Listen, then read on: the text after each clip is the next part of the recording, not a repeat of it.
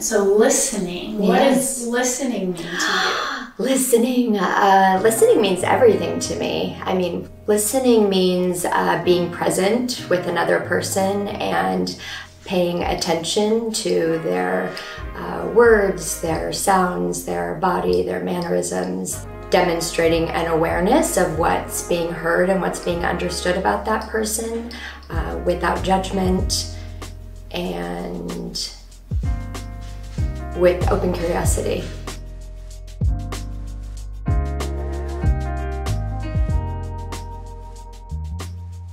Hello, and welcome to Good and Decent, a Grotto Podcast. Episode 23, Free Listening.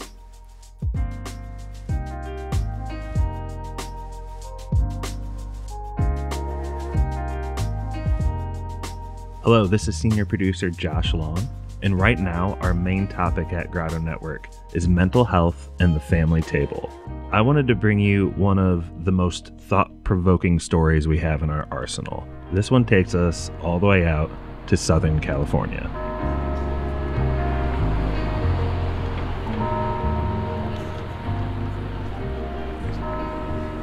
Hi there.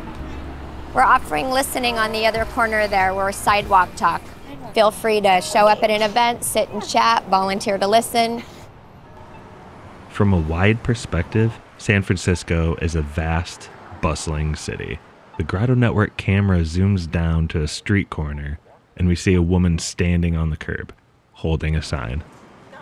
At first glance, it's kind of awkward as we wonder if she's asking for a handout or something. But the sign she holds says #Sidewalk Talk, and also explains that she is a listener. This is Aimee Rozen. Hi, how are you? She's the ringleader of a group that asks random people on the street if they'd like someone to just talk to for a couple of minutes. No strings attached.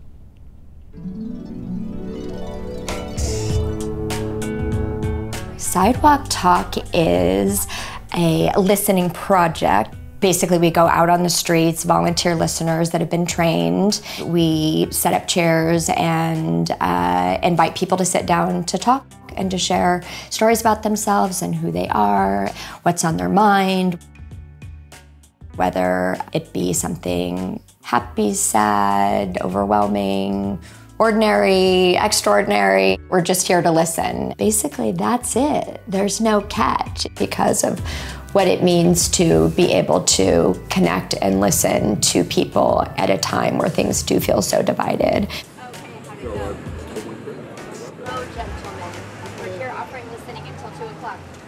I actually love this part of the video because Grotto freelancer Dane Christensen gets caught up in the listening. From watching the raw footage, it seemed like Dane was sitting in the seat as a stand-in for the video, but then just truly got caught up in the conversation.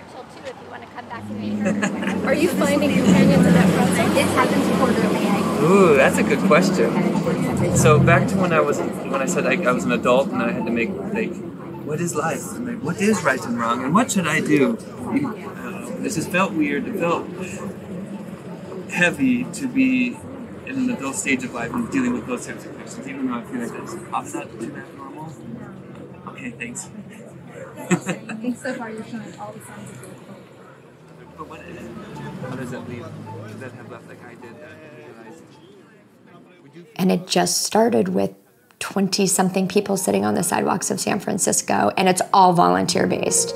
All the people that will sit and talk and open up their hearts to a complete stranger is never lost on me. It's honestly one of the most beautiful things.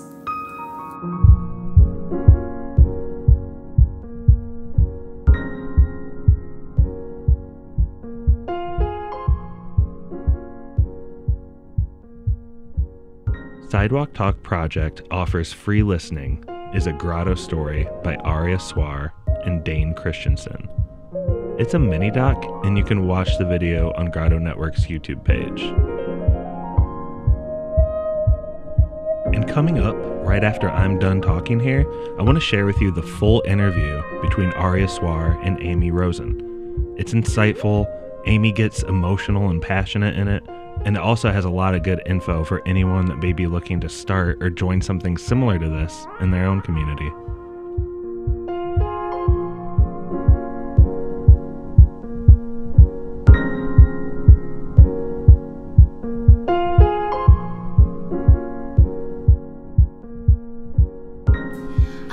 All right. Well, first off, who are you, Aimee, and where are we?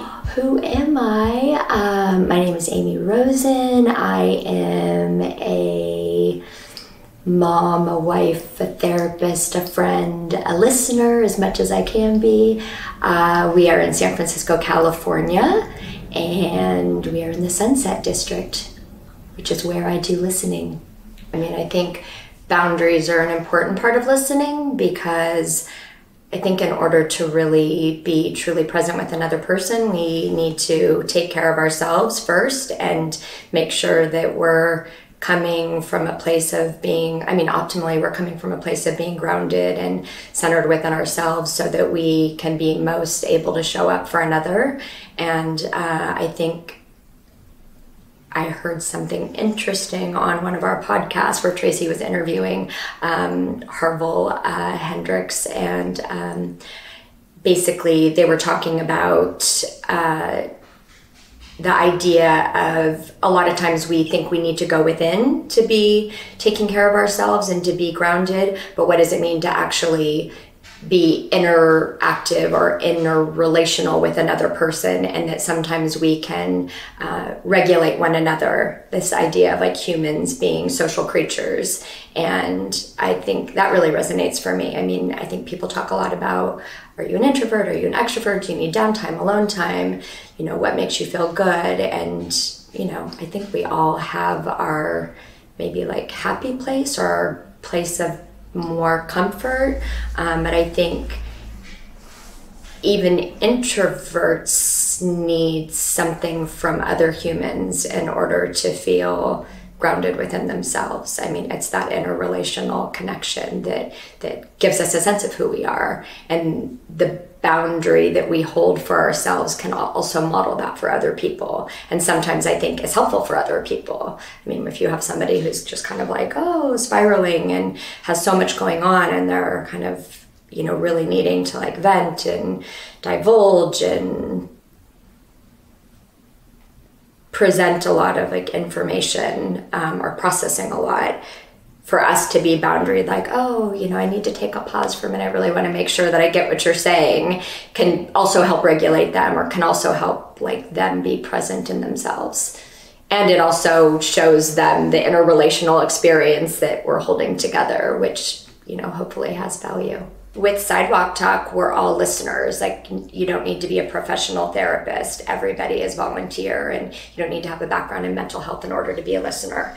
City leaders, I'm a city leader and I'm a listener. So there are certain people who go through a city leader training process. And so the role of the city leader is to, I don't know if you want me to get into that, but basically the role of the city leader is to hold the space for the listening event, and to create the event, and to publicize it, and to bring the volunteers together, and to make sure that the space is accessible to people. And so I'm a city leader, I'm a volunteer listener, I'm a psychotherapist by profession, which helps me feel grounded in what I'm doing, although it's, interestingly enough, the very first time that I listened, I was so focused on just trying to listen, because obviously therapy is very different. This isn't therapy, it's listening. And so I didn't want to get into, I naturally gravitate towards being like in a therapy mindset, which is different than listening in some ways, and that it offers, interpretations and tracking of insight and offering of resources and skills and tools and all of these things.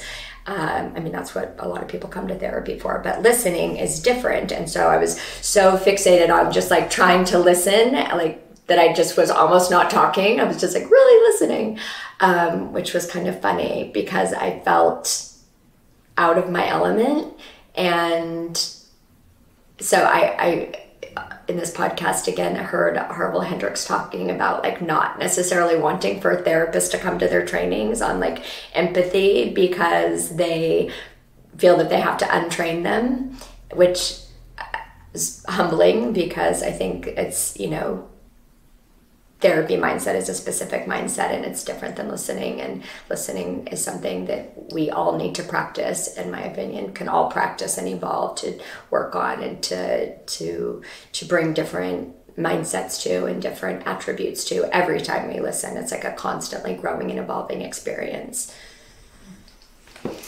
So what is Sidewalk Talk exactly? Sidewalk Talk is a listening project, we like to call it, or I definitely like to call it that. I think basically we go out on the streets, volunteer listeners that have been trained, and we set up chairs and invite people to sit down to talk and to share stories about themselves and who they are and what's on their mind, whether it be something, happy, sad, overwhelming, ordinary, extraordinary.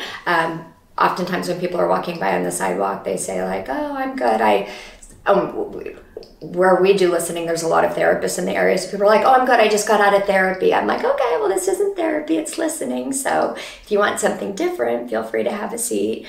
But Sidewalk Talk is basically a listening project that was started in May of 2015 by a psychotherapist named Tracy Rubel. She's the founder. She started it with another therapist, and they basically spread the word that they were going to be doing a listening project event where they were going to train people to be listeners and to go out into onto the streets of San Francisco, set up chairs, and offer empathic, compassionate, genuine, heart-centered listening to people. And basically that's it. There's no catch. It's just, which is kind of funny again, because when we are out there, people are like, what are you doing? What's this about? What do you need? It's like, well, we don't need anything. We need for you to know that we're just here to listen. So generally, a group of listeners got together. There have to be at least 2 people because we have somebody in the greeter role and somebody in the listener role.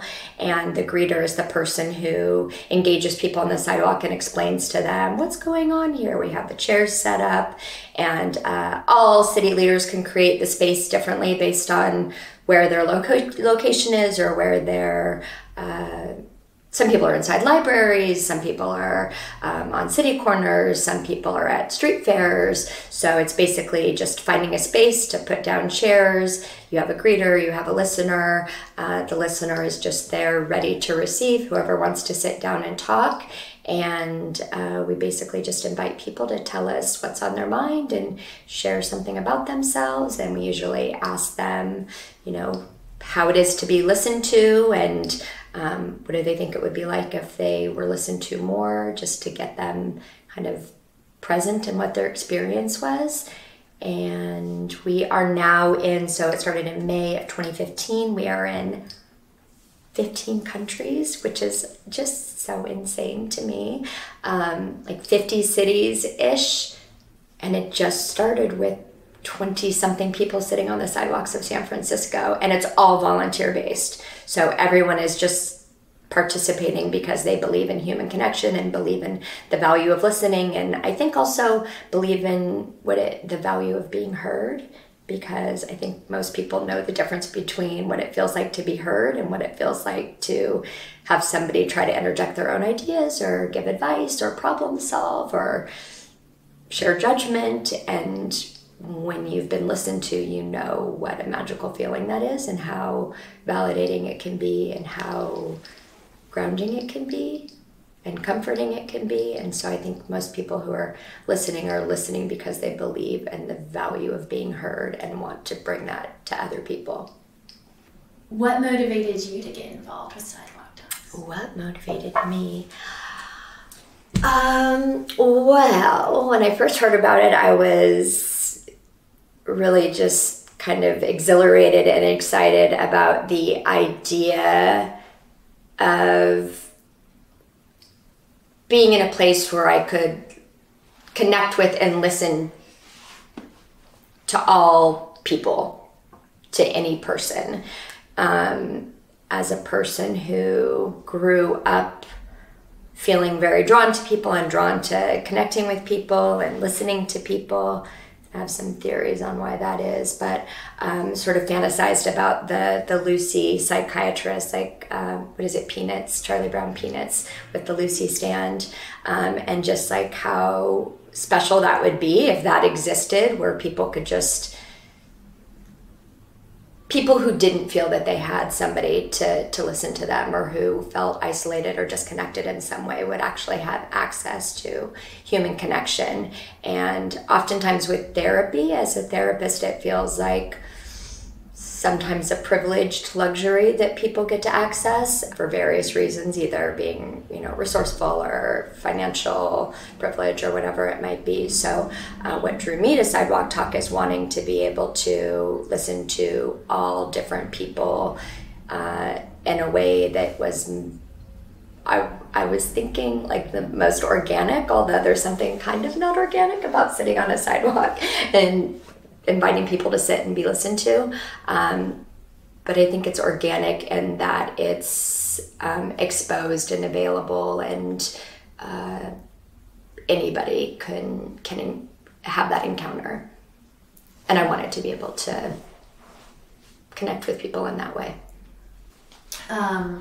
Just all the shootings as well, and like the violence going around, and like the mental health aspect of that. You think you could talk a bit about that motivation? You also said you have a personal connection with that, whatever you're willing to share. Sure. So one of the other, precipitating events for Tracy starting Sidewalk Talk was the Trayvon Martin case, which,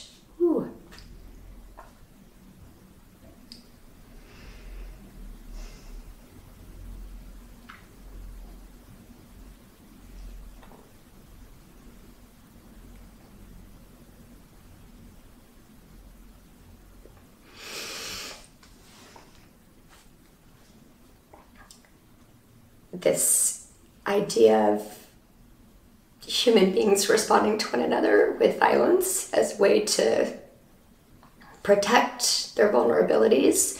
And I think in particular in that case, when a gun is involved, it brings lethality, and people die because of other people needing to protect what they believe are their own rights or their own vulnerabilities.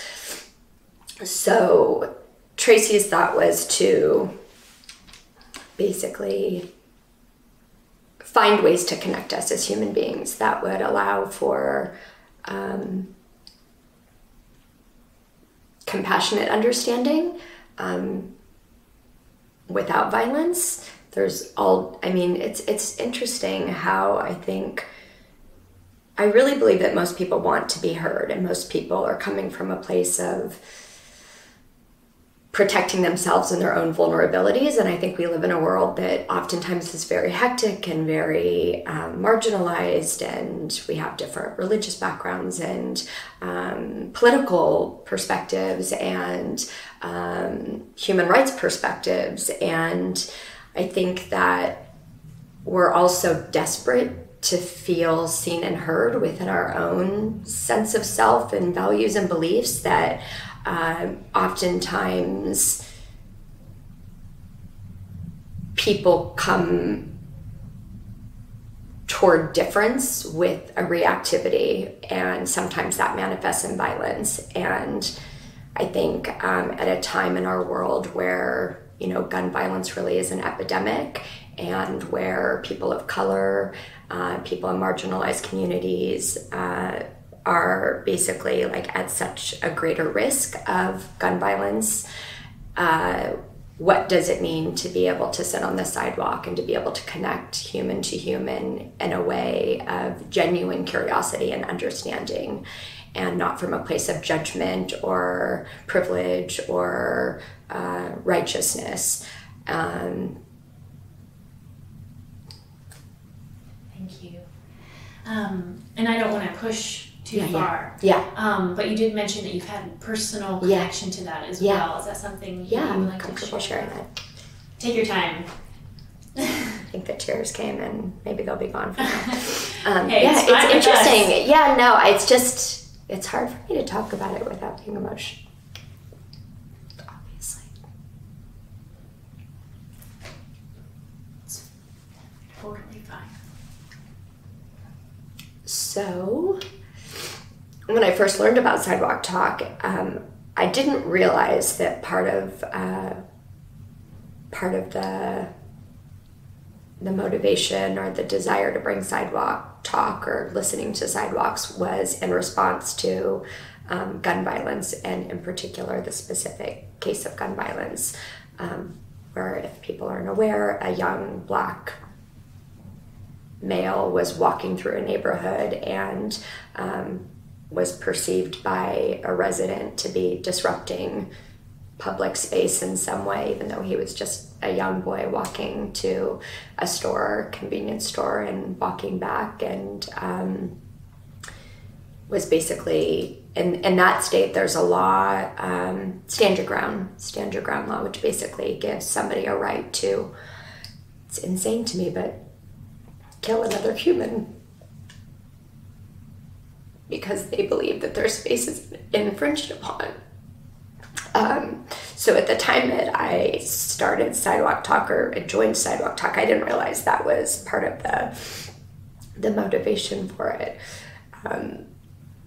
Came to learn later that it was, and that just really empowered me, I think, even further to want to stay involved and to want to put my heart behind it, because of what it means to be able to connect and listen to people at a time where things do feel so divided.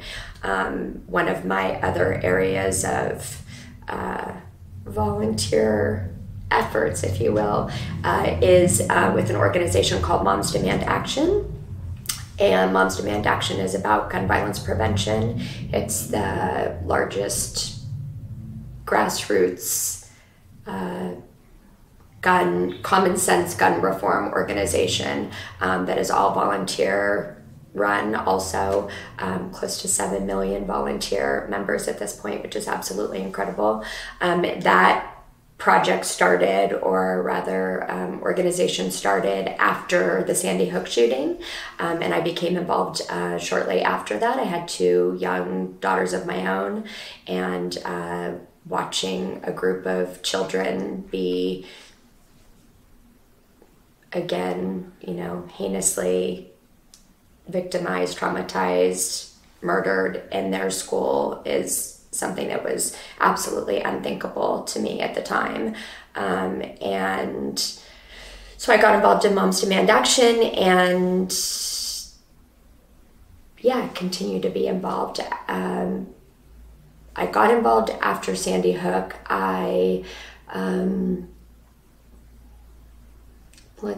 became like an active leader about a year into my involvement. And after I was already involved, my 12-year-old cousin actually was unintentionally shot and killed by a peer of his, who then turned the gun on himself. These were guns that were left in a car and found, and the children were basically, just playing or, being interested or curious. And just think a lot about different things that are going on in our country. And I do say country because I think, there's crime in all different nations. The U.S. has more gun ownership than any other nation, and has the largest rate of gun violence. So this idea of the only way to, stop a bad guy with a gun is a good guy with a gun is, to me, not where the response needs to be. The response, I genuinely believe, is about listening and compassion and being connected to other humans and letting them know truly that they're seen and heard. Even people who have done things that they feel badly about or have inflicted harm on other people.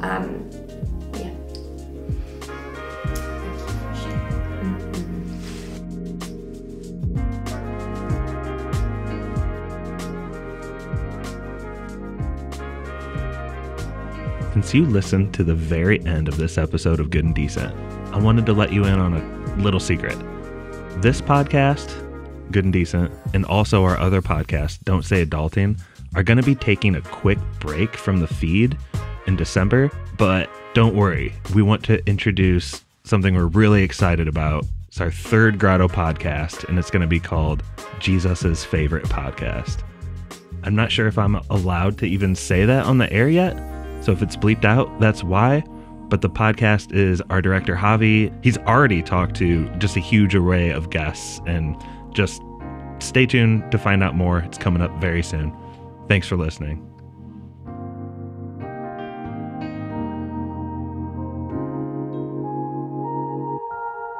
Grotto Network is Javi Zubi Zaretta, Director, Josh Long, Senior Video Producer, Jesse McCartney, Senior Content Editor, Kira Kenjujetsky, Project Manager, Michaela Douglas, Digital Content Strategist, Becky Rogers, Art Director, Kevin DeClute, Video Producer, Adrian Giraldi, Social Media Manager, Mike Rossetti, Senior Manager for Community Engagement, Mike Rossetti, Senior Manager for Community Engagement, Jane O'Connor, Associate Video Producer, Father Brendan McAleer, Associate Video Producer, Ebony Moxie, Audio Storytelling Associate, Jackie Cho, Platform Storytelling Associate, Ryan Brossard, Student Media Assistant,